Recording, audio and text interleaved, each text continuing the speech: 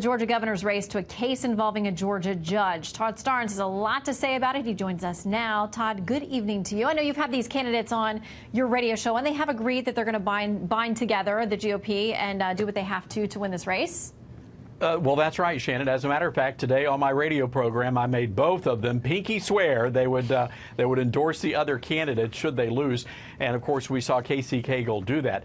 Look, this is going to be a very big deal in the state of Georgia as the Republicans take on this Democrat, Stacey Abrams, someone who is a progressive Democrat. People ask me, what's the difference between Abrams and Brian Kemp? Well, he's a gun-toting, Bible-clinging deplorable, and she's not, Shannon.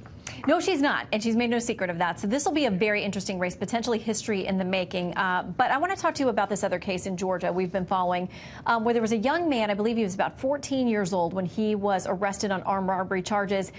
He got a pretty hefty sentence.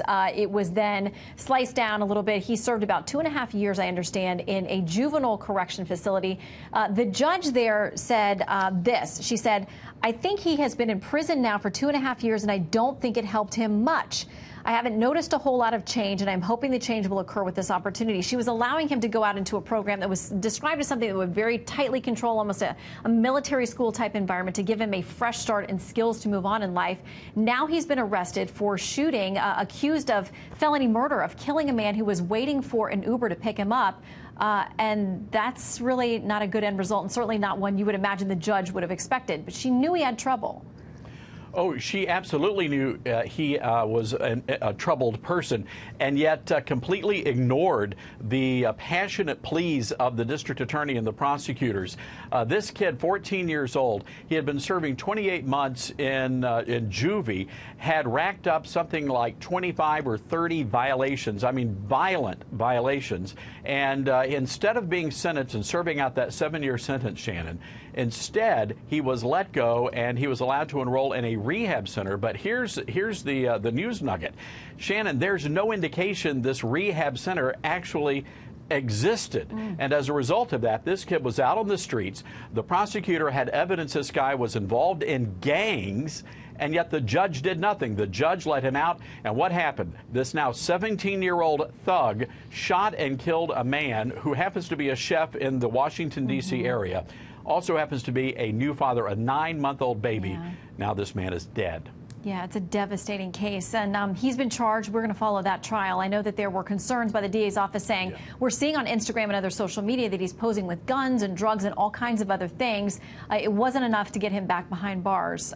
So we'll follow that case as it plays out. Meanwhile, you're also tracking this case of someone we all know well, if you follow these cases, Mikey Weinstein, who is after the military when it comes to religious things. He said, you know, these missing man tables, that if you're familiar with the military, you've been to events or different bases, you see this, where it's set for the person who is no longer missing because they are missing in action. They've been killed in action. They're not part of the family there anymore. And there's a Bible on the table at a number of these places at different bases around the country. He said no. He went to the military and said the Bible's got to go. It offends people, and he's succeeding. Well, he is, and the most recent incident happened at Warren Air Force Base in Wyoming.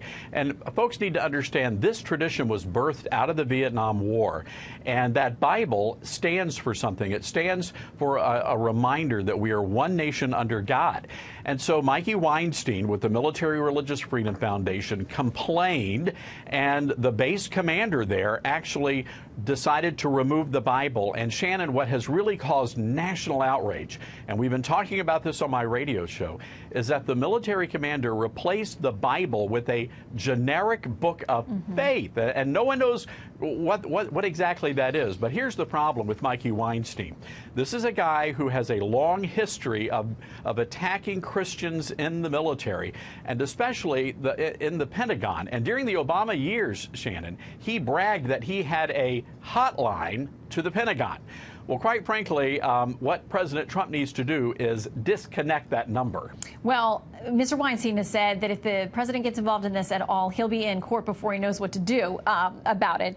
He also says that of the people he's representing, 21 of them are Protestants and Catholics. So he objects to the idea that he is anti-Christian or going after Christians in any way. Well, that's a bunch of grade A fertilizer, Shannon. Look, I am a good church-going Baptist. I don't know any Christians who are offended by the Holy Bible. I'd like to meet one of those folks. Well, the base commander there says it's all in an effort to make sure that no one's offended and everybody feels included. And the Book of Faith is the one that will be used now in rotation. He says he's done it on 8 bases and he's not done yet. So, Todd, we know you're going to track him. Let us know. That's right. Good to see you.